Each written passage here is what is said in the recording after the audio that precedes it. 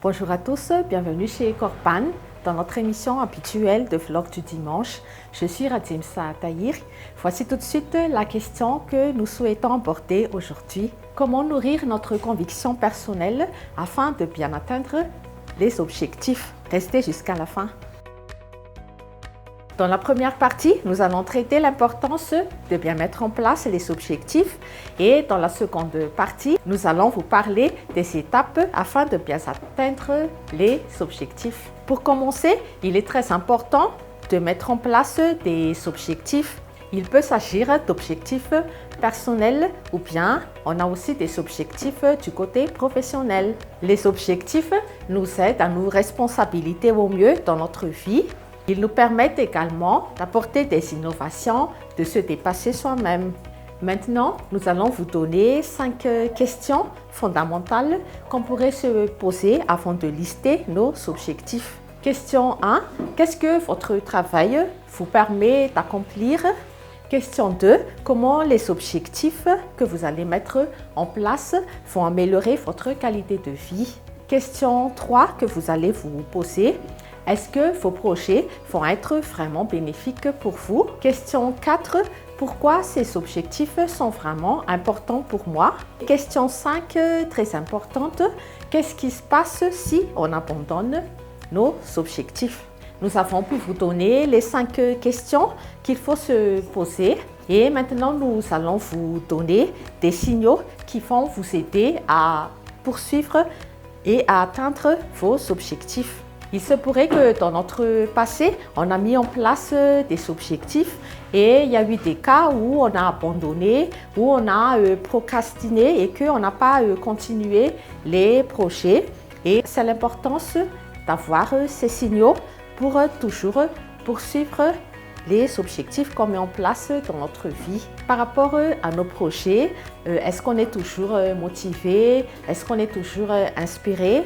Et comme je disais tout à l'heure, si on met vraiment de l'importance par rapport à nos objectifs, il ne faut pas procrastiner. Donc si on sent qu'on reporte un peu les délais, il faut toujours commencer à se poser des questions et il faut toujours travailler notre motivation.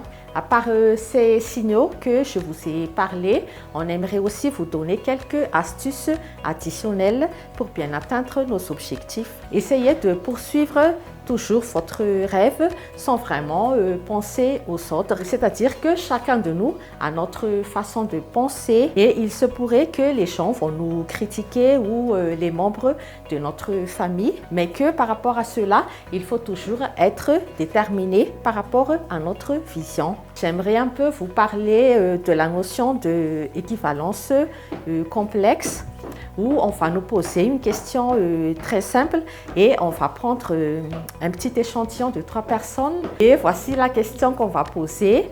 Quelle est la définition de plusieurs pour vous?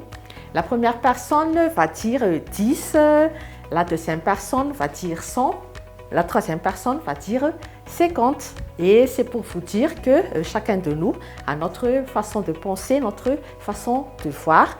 Mais une fois qu'on est déterminé avec notre vision, il faut poursuivre les rêves jusqu'à la fin.